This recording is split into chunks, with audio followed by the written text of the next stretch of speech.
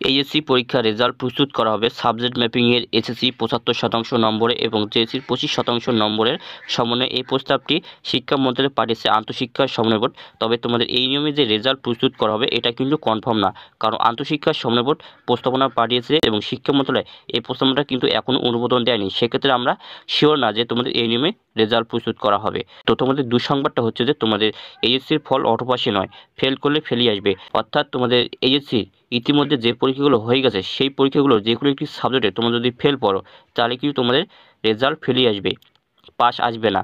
এবং তোমাদের শুধু তোমাদের এইচএসসি যে পরীক্ষাগুলো বাতিল করা হয়েছে এই পরীক্ষাগুলোর রেজাল্ট তোমাদের সাবজেক্ট ম্যাপিংয়ে করা হবে। এখানে তোমাদের বলা হয়েছে নিউজে চলতি বছর এইচএসসি সমান পরীক্ষার ফলাফল অটোপাসের ভিত্তিতে প্রকাশ করা হবে না। অনুষ্ঠিত পরীক্ষাগুলোতে প্রাপ্ত নম্বর এবং যে পরীক্ষাগুলো বাতিল হয়েছে সেগুলোর ক্ষেত্রে জেএসসি ও এসএসসি পরীক্ষায় প্রাপ্ত নম্বরের ভিত্তিতে সাবজেক্ট ম্যাপিং করে এর সার্বিক ফল প্রকাশের প্রস্তুতি নিচ্ছে শিক্ষা প্রশাসন। তাই অনুষ্ঠিত পরীক্ষায় কোনো শিক্ষার্থী ফেল করলে ওই শিক্ষার্থী সার্বিক ফলাফলের ফেলেই করবেন বলে জানিয়েছে শিক্ষা প্রশাসনের কর্মকর্তারা। যদিও এইচএসসি ও সমান পরীক্ষার ফলাফল প্রকাশের প্রস্তাবটা এখনও প্রস্তুত হয়নি। অর্থাৎ তোমাদের এইচএসসির যে পরীক্ষাগুলো ইতিমধ্যে হয়ে গেছে সেই পরীক্ষাগুলোর প্রাপ্ত নম্বর তো শিক্ষা মন্ত্রণালয়ের কাছে শিক্ষা বোর্ডের কাছে আছে এবং সেই পরীক্ষাগুলোর কিন্তু খাতা মূল্যায়ন করেছে এবং সেই পরীক্ষাগুলোর প্রাপ্ত নম্বর শিক্ষা মন্ত্রণালয়ের কাছে শিক্ষা বোর্ডের কাছে অলরেডি প্রস্তুত রয়েছে। শুধু তোমাদের এইচএসসি যে পরীক্ষাগুলো বাতিল করা হয়েছে এই পরীক্ষাগুলোর রেজাল্ট তোমাদের সাবজেক্ট ম্যাপিংয়ে করা হবে এবং তোমাদের শিক্ষা বোর্ড শিক্ষা মন্ত্রণালয়ের প্রস্তাবনা পাঠিয়েছে তোমাদের এইচএসসির ৭৫% নম্বর এবং জেএসসির ২৫% নম্বরের সমান এইচএসসি পরীক্ষার রেজাল্ট প্রস্তুত করবে। তবে তোমাদের এই নিয়মে যে রেজাল্ট প্রস্তুত করবে এটা কিন্তু কনফার্ম না, কারণ শিক্ষা মন্ত্রণালয় কিন্তু এখনও কোনো অনুমোদন দেয়নি যে তোমাদের এই নিয়মে রেজাল্ট প্রস্তুত করা হবে। কারণ আন্তঃশিক্ষা সমন্বয় শুধু একটা প্রস্তাবনায় পাঠায়নি শিক্ষা মন্ত্রণালয় কিন্তু আরও 2 থেকে 3টা প্রস্তাব পাঠিয়েছে শিক্ষা মন্ত্রণালয় আন্তঃশিক্ষা সমন্বয়।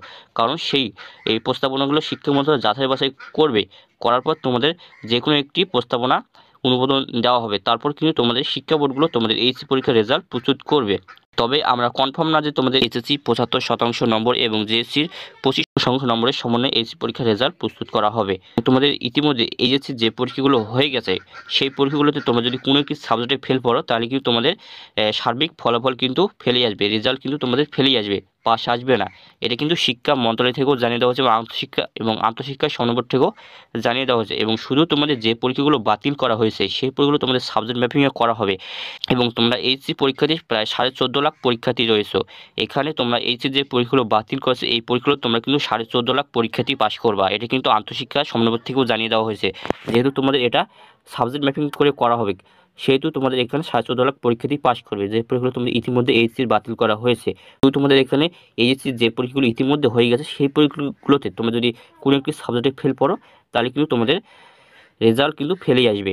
সেক্ষেত্রে তোমাদের কিন্তু এখানে এইচএসসি পরীক্ষা অটোপাস হচ্ছে না, কারণ তোমাদের যেহেতু এইচএসসির ইতিমধ্যে ৬ থেকে ৭টি পরীক্ষা হয়ে গেছে সেক্ষেত্রে এটা তোমাদের কিন্তু অটোপাস নয়। শুধু তোমাদের এইচএসসি যে পরীক্ষাগুলো বাতিল করা হয়েছে এটা কিন্তু সার্বিক পর্যালোচনা করে কিন্তু এগুলো কিন্তু শিক্ষা মন্ত্রণালয় বাধ্য হয়ে কিন্তু বাতিল করেছে।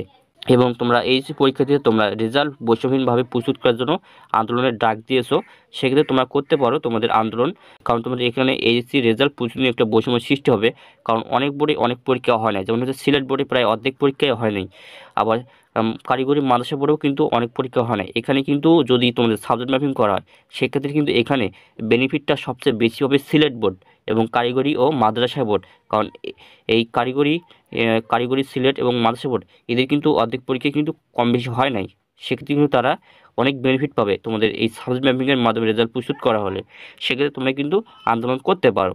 তবে তোমাদের দুঃসংবাদটা এটাই যে তোমাদের এইচএসসি পরীক্ষায় অটোপাস হচ্ছে না এবং তোমাদের ফেল করলে ফেলে আসবে, কারণ তোমাদের ইতিমধ্যে যে পরীক্ষাগুলো হয়ে গেছে সেই পরীক্ষাগুলোর নম্বর কিন্তু শিক্ষা বোর্ডের কাছে রয়েছে এবং সেই পরীক্ষাগুলোতে তোমরা যদি কোনো একটি সাবজেক্ট ফেল পড়ো তাহলে কিন্তু তোমাদের রেজাল্টও ফেল আসবে। এবং তোমাদের এইচএসসি যে পরীক্ষাগুলো বাতিল করেছে এই পরীক্ষাগুলো তোমাদের সাবজেক্ট ম্যাপিং করা হবে। এই পরীক্ষাগুলোতে তোমাদের প্রায় ১৪.৫ লাখ পরীক্ষার্থী তোমরা পাস করবা। তো আশা করি তোমরা বিষয়টা বুঝতে পারছো।